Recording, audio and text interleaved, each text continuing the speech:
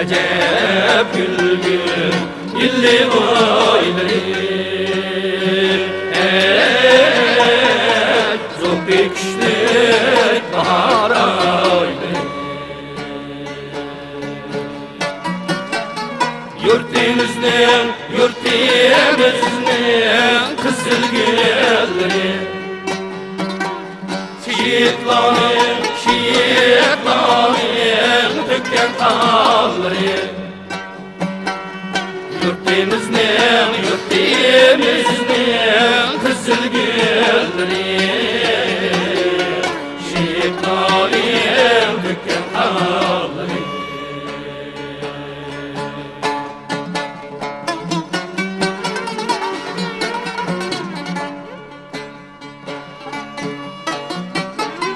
acep otluk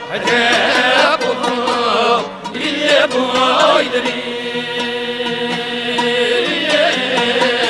hikmetke boy hünkür sayları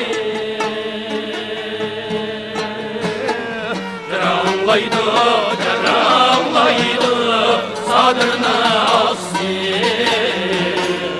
nozgünüm yamrak kıyları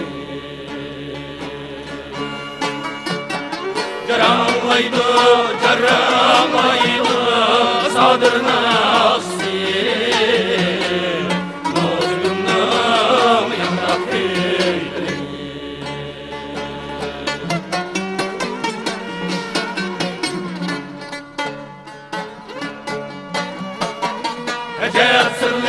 acep sırlı illi boyları kızılmaydı hatta tüyleri